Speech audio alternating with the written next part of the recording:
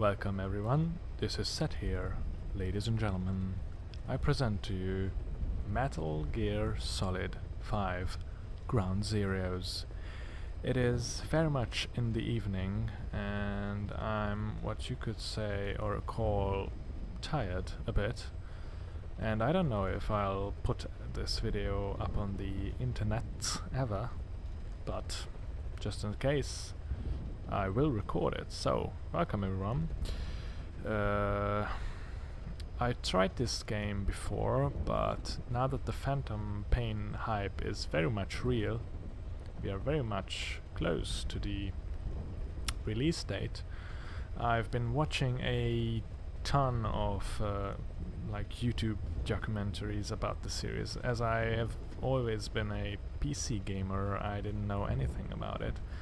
And I've watched like today to like 4 hours of YouTube content that was about the series and about the stuff that happened there, why the series is has a significant place in gaming history, and it really hyped me up. And yes, I'm here. I've tried this game before, like half a year ago or something. It was cool, but at the time I didn't have the patience and I had other things on my mind, so now I'm going to do it with a new start. And if you want to, you can come with me and experience this. Again, I'm a noob and I'm on the hype train, and this is Set, and I hope you'll enjoy this. I've thought that perhaps we should check out the backstory first. I don't think I have any cassette tapes, as this is a new save indeed. Oh, okay, I don't understand. What is this? I've deleted my old save, but I think that this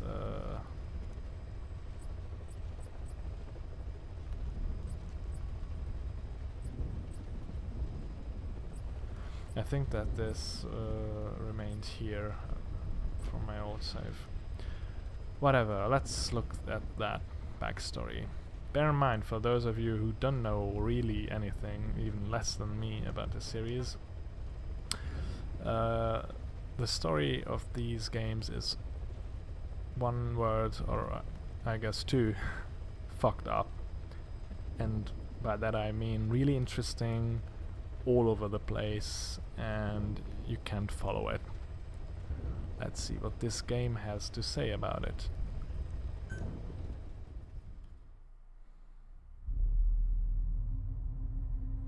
Oh, this is actually just text. Okay, I'm gonna read it to you because I'm in a mood like that. Again, bear in mind that it's very much in the evening and I'm all alone in my little room. I have a lava lamp besides me. You can laugh, but it's fucking awesome. So yeah, let's see. For us, there is no victory. Snake. There lived a man who was a legend amongst mercenaries. A man who put together a formidable unit of soldiers of fortune long before the advent of private military companies that dared to call itself a nation. A man who, with his nation at his back, made an enemy of modern capitalist society and the world. This is his story. Let me just take the sound down a bit. Okay, let's see the next page. We are not mercenaries. We are not a foreign legion. MSF's a business. A new kind of business, Miller. Known by codenames such as Snake and later Big Boss, he proved himself as an agent of US Special Forces Unit Fox, but a certain incident spurred him to part ways with the military, and he is said to have roamed the world's war zones as a gun for hire. In 1974, Snake and his partner, Kazuya Miller, were running a small mercenary outfit in Colombia when they were visited by a man claiming to be a professor from Costa Rica's University for Peace. According to this professor, there had been several incidents involving a mysterious armed group in Costa Rica, a country without a military of its own. The professor was accompanied by one of his students, a girl named Paz, who had been abducted and assaulted by this group. The professor and Paz offered to hire Snake to drive the group out of Costa Rica. However, Snake saw through their deception in an instant. My name is Paz and I will do anything to protect my namesake. Paz. The professor was actually a KGB agent. You getting it, guys? This is it. Okay. And the armed group in question, backed by the CIA. The Cold War was no stranger to such overseas clandestine operations between US and Soviet agents, but the CIA's motives were a mystery. Paz had escaped from one of the CIA's group facilities with a cassette tape. On it was the voice of the woman known as the Mother of Special Forces, the Boss, with a popular song from 1973 playing in the background. It was reasonable to conclude the recording was made recently. Snake was stunned. The Boss was supposed to be dead. What was she doing in Costa Rica? I'll do it for the girl, for Paz, Snake. The Boss was Snake's mentor and the only woman he ever loved. But 10 years prior, Snake was forced to take the Boss's life as a part of a mission, a bitter memory that still haunted him. Despite realizing that she simply could not have survived, Snake was unable to turn the professor down, telling himself he was intervening as a deterrent for a defenseless country, as well as to honor the virtue of Paz's name, peace. Snake departed for Costa Rica. Once there, he ran into a unit of Sandinista National Liberation Front that had fled Nicaragua. After rising up against the pro-American Somoza regime, those rebels had become targets for the CIA group, who killed their commandant and left the unit in shambles. Everyone treats me like a child. I couldn't stand it anymore, Chico. Snake rescued the Sandinistas and invited them back to Mother Base, the new offshore base of operations provided to them by the KGB. The fallen commandante's children, Amanda and Chico, saw something of their hero, Che Guevara, in Snake, and grew to idolize him. This triggered a rapid expansion of Snake's forces. However, he was still no closer to discovering what the CIA was really up to in Costa Rica. I believe in peace through nuclear deterrence, Huey. Snake then encountered Huey, a wheelchair-bound scientist being forced to work for the CIA. Huey revealed the CIA's terrifying plot. They were developing a system by which, following radar detection of an enemy nuclear launch, an AI would analyze all available data and automatically execute a retaliatory nuclear strike at appropriate targets.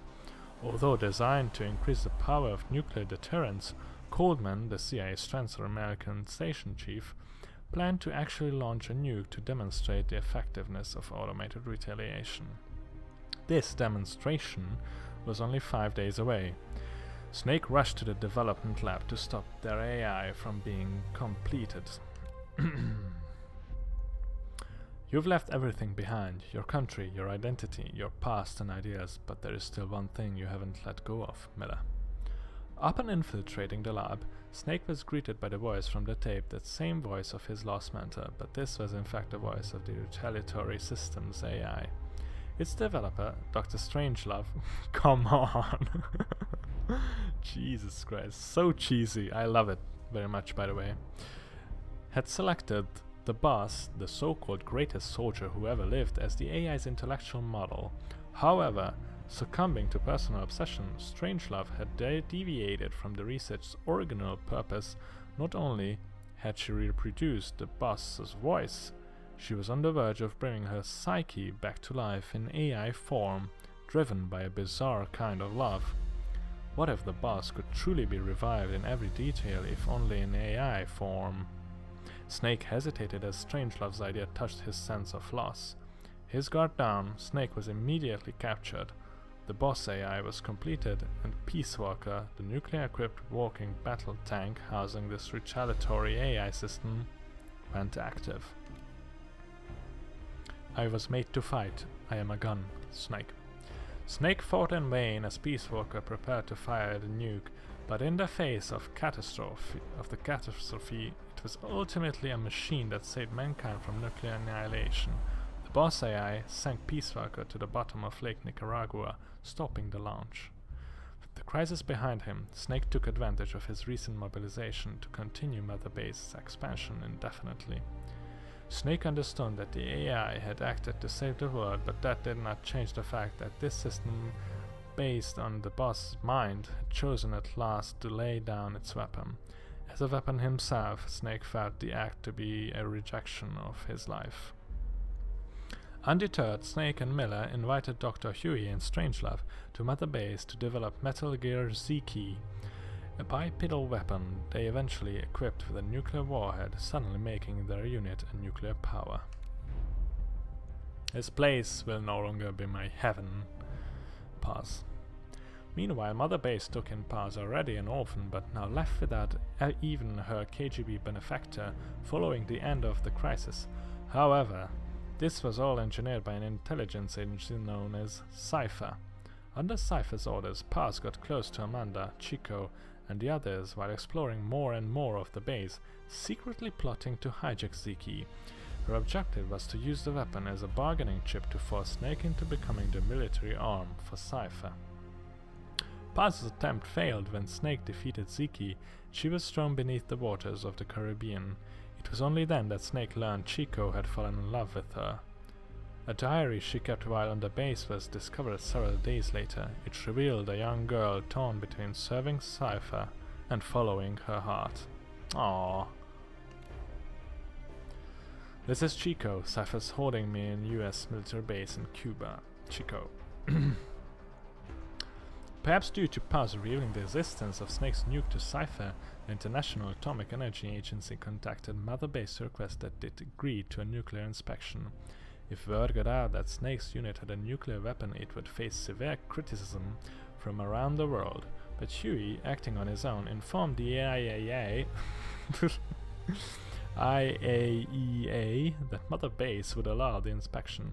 His reasoning was that as long as they kept Z-Key and its nuke hidden from the inspectors, they could demonstrate to the international community that they were not a threat.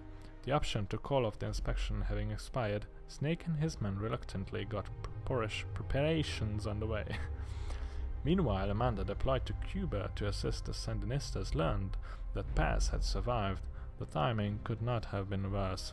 Suspecting her of turning her back on the organization, Cypher had captured Paz and was interrogating her at the US military base on the southern tip of Cuba. Chico learned of this and set out to save Paz by himself.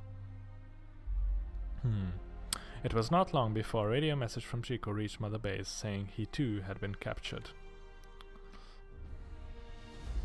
I know it hurts right now, but it will be all over soon. Paz. With an idea as to Cypher's true identity, Snake could not allow what Chico and Paz knew to fall into their hands. Furthermore, if he could rescue Paz, he might be able to get information from her that would help him fight back against Cypher.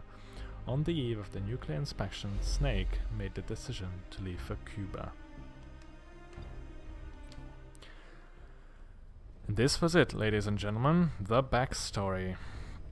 I think I'm going to upload this in one episode, if again I will, and the next episode will be from here. So, as always, goodbye ladies and gentlemen, and enjoy life.